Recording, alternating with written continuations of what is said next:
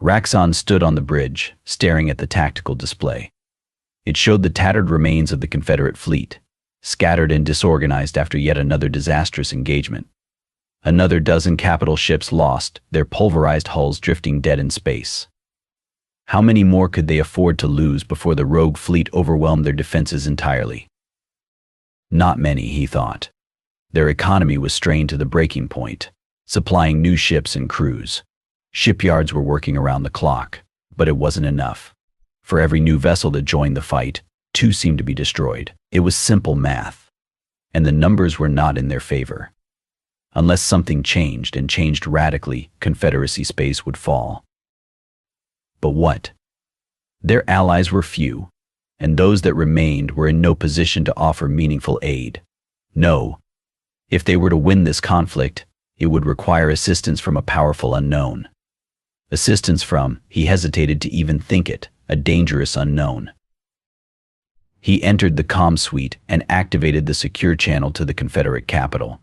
The holographic displays sprung to life, showing the faces of the ruling consuls. The situation grows dire, Raxon began without preamble. Our forces are stretched to the limit, and still the rogue fleets advance.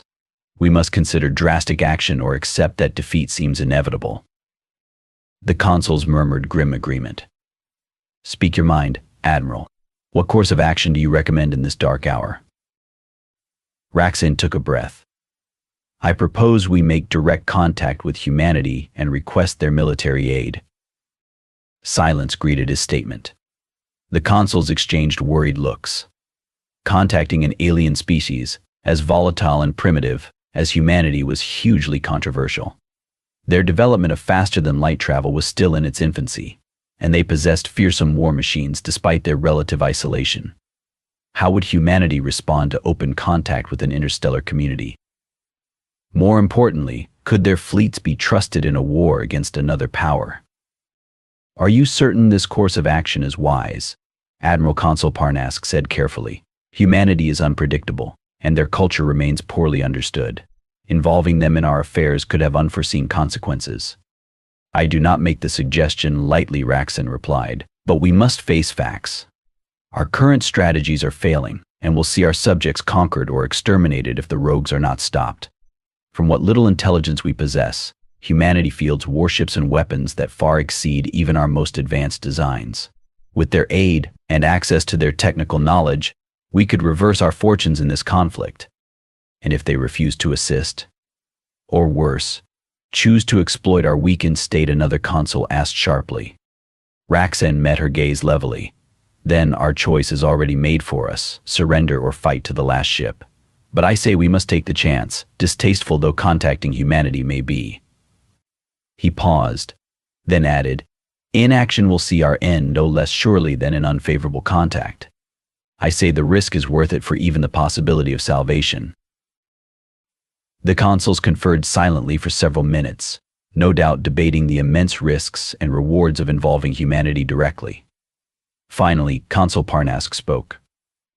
By a majority decree, we will authorize first contact with Earth's military leadership and request their aid. You believe humanity's war power could turn the tide? Yes, Consul. From all indicators, humanity's fighting prowess exceeds even that of the rogues. With their participation, I believe we can not only halt the rogue advance, but commence a campaign to reclaim lost worlds. Parnask nodded solemnly. Then you have our leave to make your proposal directly. We can only hope humanity proves receptive to cooperation. The fate of our people now rests in their alien hands. Safe journey, Admiral Raxon. Confederacy command out. The channel collapsed, leaving Raxon alone on the darkened bridge once more. He turned back to the tactical display, studying the positions of the enemy fleets, even now driving ever deeper into Confederate space. If his gamble failed, if humanity spurned their offer, then all would be lost. But he had played his last card and now could only wait upon the turn of fate. Admiral Harris frowned as he scanned the message one final time. An alien craft, unidentified in configuration, but seemingly peaceful in stance, had entered high orbit over Earth 3 days ago. It had made no hostile moves, but maintained a steady observation orbit and intermittent subspace broadcasts on all standard key communication frequencies. Finally, after reviewing translation analyses, the aliens' message had been partially decoded. They requested a direct meeting to discuss matters of mutual strategic interest, of course. That could mean anything from an offer of alliance to a demand for surrender. But they had come in peace and clearly wanted to talk. His instincts, honed by decades of service, told him ignoring such a significant event carried great risk. He closed the dossier and stood, straightening his uniform. Inform Earth Comsat we're responding to the alien craft, and have my shuttle prepped for immediate departure, destination the visitor's mothership. It was time humanity took its first step into the stars. The shuttle breached orbit an hour later, accelerating steadily on an intercept course. Harris watched the strange vessel grow in the viewport, taking in every detail. It was huge, nearly a kilometer in length, teardrop-shaped with an intricate lattice of unknown alloys forming its hull. Clearly the work of an advanced civilization, one that had long journeyed between the stars. As they drew near, it matched course and speed expertly to allow docking. Harris felt vibrations through the hull as magnetic docking clamps engaged, followed by pressurization hisses as the equalizing force fields interfaced. His Marine detachment checked weapons and armor one final time, helmets sealed. The airlock dilated open. Gentlemen, history awaits. Lock and load, stray formation. Let's see what our new friends have to say. As the airlock finished pressurizing, Admiral Harris raised a hand in signal to his Marines. Steady, boys. Let's see what's waiting. The doors opened with a hiss. Admiral Raxon stood alone on the other side, appendages folded in what humans interpreted as a peaceful, unarmed stance. Welcome, Admiral Harris of Earth. I am Admiral Raxon of the Galactic Confederacy. I appreciate you agreeing to meet on such short notice, Raxon said smoothly. His English carried only a subtle accent from translation. Harris nodded curtly. Admiral, let's dispense with pleasantries for now and get down to business. You said you had a matter of strategic interest to discuss. I'm listening. If Raxon was irritated by the human's brusque manner, he gave no sign. Of course, the Confederacy finds itself in a dire war against an expansionist power known as the Rogue Fleets. We have lost over half our member worlds, and our fleets are badly weakened. Unless the tide turns soon, we face total defeat. I apologize for any perceived rudeness, Admiral, but I fail to see how a war among alien empires concerns humanity, Harris replied coolly. In itself, it does not. However, we have followed your species' rapid technological advancement with great interest. Your directed energy weapons, plasma drives, and macro-engineering abilities far outstrip even our most advanced designs. With your assistance, our analysts believe the rogues could be stopped and the war won. In exchange, we would offer access to our own scientific advances, like better FTL drives and gravity manipulation. Cooperation between our people could secure victory and begin a new era of cooperation and prosperity between humanity and the stars. Harris considered the aliens' words in silence. While he remained skeptical, the opportunity was too significant to ignore out of hand. You propose a historic partnership, Raxon. One that could secure Earth's defense for generations to come. But we will require far more information before committing precious fleet assets away from our borders. Show me your war room and tell me everything. Then we will decide how, or if, humanity will become involved in your war.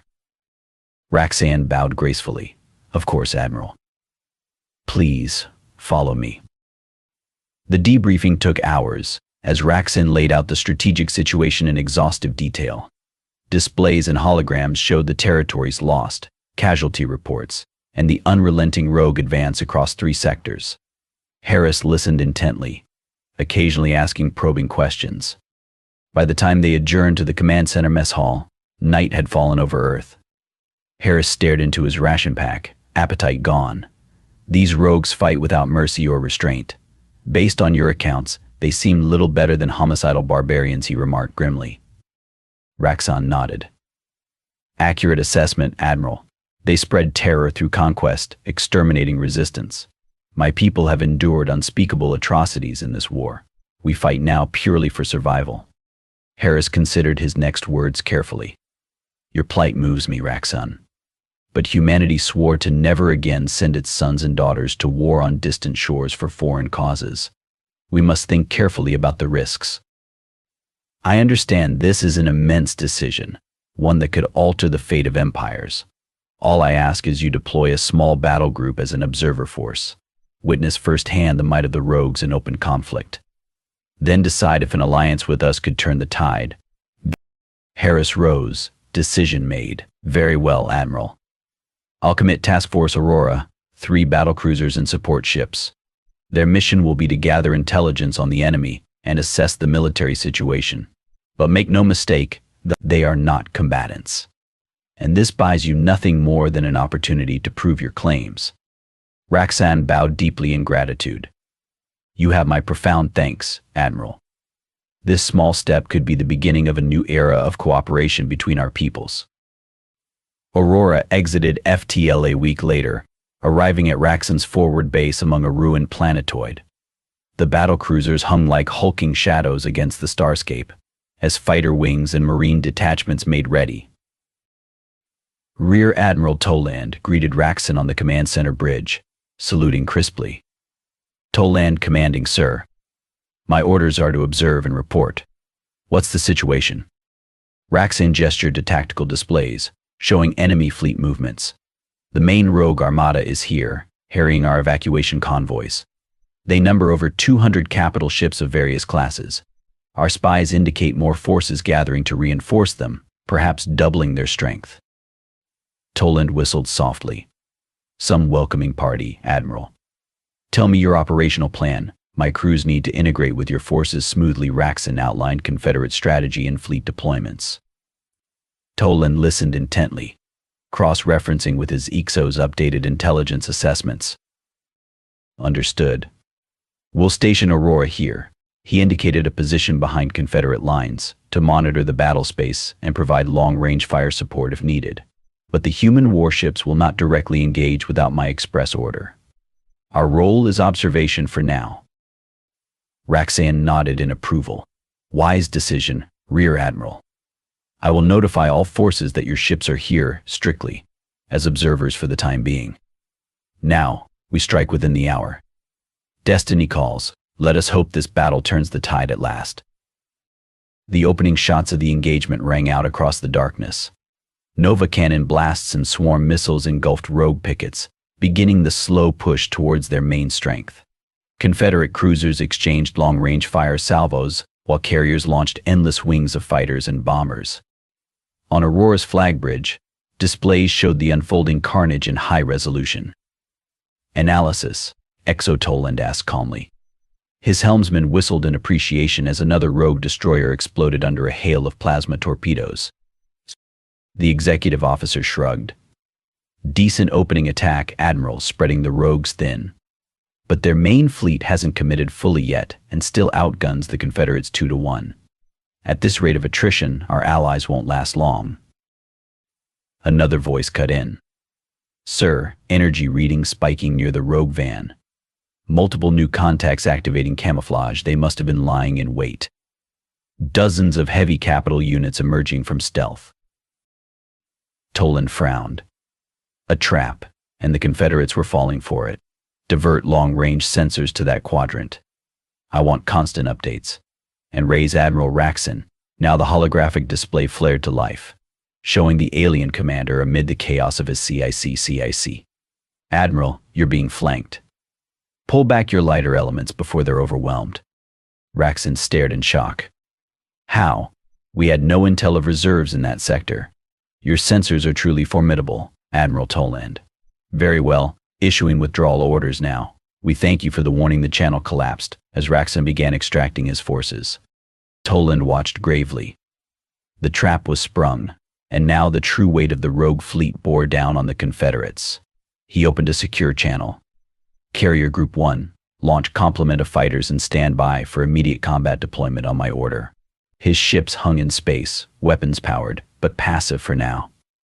But humanity's observers were about to become something more. The battle descended into chaotic slaughter. Rogue formations streamed towards the exposed Confederate flank, gun batteries pulsing with destructive energy. Roxanne fought to stabilize his lines, but the enemy tidal wave was unstoppable. The rogue admiral crowed in triumph, sensing final victory. Press the attack. Wipe them out to the last ship. His words were transmitted on open channels, intending maximum terror. On Aurora's flag bridge, Toland watched. They're being routed, sir. Projections indicate total Confederate collapse within the hour if nothing changes the momentum, his operations officer reported. I've seen enough. All units, engage the enemy at will and support Confederate withdrawal. Toland's order unleashed hell. A squadron of human destroyers glided from their screening positions, energy lances slicing through incoming waves of small attack craft. Capital ship broadsides followed, plasma torpedoes slamming home with quantum precision. Caught totally by surprise, 3 rogue cruisers were blown to static dust within moments. The battle suddenly had 2 new players, and humanity didn't hold back. This is Toland to all forces. Confederate command, we have your flank. Extricate what strength you can, while Aurora engages the enemy main fleet. You have an hour. Human Admiral, you have our deepest gratitude, but caution, these foes show no mercy. Fighting beside you will be a bloody honor, Roxanne replied over the open channel. One of Toland's battle cruisers engaged its gravitic lances, unleashing an invisible tide of warp spacetime at the nearest rogue dreadnought. Its shields buckled under the assault before the structure broke apart in a micro-singularity. Gentlemen, the rogues refuse quarter to the Confederacy. So we'll speak their language today. Gunnery crews, selective fire, disable their ships, but prevent boardings. Leave no enemy alive if they're boarded. All fighter wings, you are weapons free, hit them with everything. A deep-throated war cry answered over comms, as torpedo bombers swarmed into the fray once more. Lances of burning plasma stitched through the vacuum as fighters dueled. Toland watched impassively from the command station. Analysis of enemy strengths and weaknesses. Recommend targeting priorities, he requested. His analysts went to work, integrating data from the ongoing clashes. Within moments, they had profiles. Admiral, the larger cap ships have regenerative ablative armor but weak engine cores. Fighter formations lack external scanners and are numerically inferior to ours. Our plasma weapons overcome enemy shields with 2 volleys or less on average. Recommend focusing capship guns there while using fighters to draw off smaller attackers. Very well. Targeting officer, you heard the analysis. All ships, implement attack plan Sierra 4, show no mercy. Let's break this enemy fleet once and for all. The battle carriers launched another full-wing rotation, even as escorts pounded away at long range. Missiles and energy pulses played across enemy formations in deadly rambling patterns. Without warning, a crippled destroyer plowed into an oblivious rogue cruiser, both ships detonating in a massive fireball. A new tide was turning. Wherever the humans struck, death followed in their wake. Their advanced armaments and sheer size gave them a massive firepower advantage that tore the rogue formations to shreds. By the time night fell across the burning wreckage, only a handful of enemy ships remained. Those broke off contact immediately, vanishing at maximum warp speed. The rout was complete. In the aftermath of victory, wreckage from over 100 rogue vessels floated lifeless amongst the debris fields. Confederation survivors were retrieving escape pods and salvaging anything usable. Admiral Toland supervised damage control teams, making repairs to his own battered ships. Casualty reports were thankfully light. Only a few fighters lost, but no casualties. On Roxanne's command deck, holograms analyzed the ruins. Not a single rogue capital ship remained space-worthy. Those that didn't explode fractured under focused fire or succumbed to suicidal collisions. The humans fought without restraint, disregarding tactics for pure slaughter. Roxanne stared in mute disbelief. Never had he witnessed such annihilation wrought upon a major fleet engagement, and all by a mere battle group, despite being heavily outnumbered at the battle's start. How could beings so new to deep space combat possess such intrinsically terrifying martial prowess? His musings halted as Toland hailed the flagship. Admiral Raxon, requesting your presence aboard the Terminus. We have matters to discuss regarding future operations. Short, clipped tones carried unspoken urgency. Whatever was coming, Raxon sensed it would alter the fate of many species. When the shuttle docked moments later, Toland stood rigidly, before offering a respectful head nod. Admiral, my thanks for facilitating humanity's observation of this conflict. But we both know events have progressed far beyond mere observation. Raxon studied the alien warlord intently, seeing centuries of experience glint behind steel-gray eyes. Commander, you displayed feats no force has against the rogues. Truly I owe clan and kin a debt beyond repayment. Speak your mind, the Confederacy awaits Earth's will. He paced slowly, choosing words with care. These rogues represent an existential threat, beyond your borders, one that left unchecked could imperil the developing human interstellar domain. I suggest a formal military alliance, with Earth's fleets assisting your drives to full liberation and securing the disputed sectors. Raxon bowed low. You honor us with such generosity, Admiral. An alliance between our people would secure eternal friendship. I will depart immediately to petition the consuls, sure they will unanimously approve. But I must caution. He held up a claw. Humanity's martial prowess far outstrips even my most optimistic projections. During combat, your forces displayed unconventional ruthlessness that unsettled me, if I may speak plainly. While a useful tool against such barbaric foes, unrestrained violence could shatter galactic stability, where should Earth ever turn on allies? Toland's face became an icy mask. A fair critique, Admiral. As defender of a younger civilization, humanity is still forging its identity on the galactic stage. But make no mistake, my soldiers answer to the laws of war today. We fight without mercy against those showing none, so else risk prolonging conflict needlessly. I give you my word, Earth desires only mutually cooperative relations going forward. Raxon studied the hardened warrior, sensing raw political maneuvering beneath stoic tones, yet also truth. These humans remained in volatile unknown, but he had little choice now, except strengthening the fragile ties just formed. Then it is done. On behalf of the Confederacy, I accept your alliance proposal, but I must depart at once to inform the consuls while you coordinate military planning. Until next we meet in victory, farewell, Admiral Toland. The gathered officers saluted sharply as Raxon took his leave. In the quiet aftermath, Toland smiled thinly. Helm, set course for Earth's Sol system with all dispatch. Our people have intertwined their fates at last, whether for good or ill remains to be seen.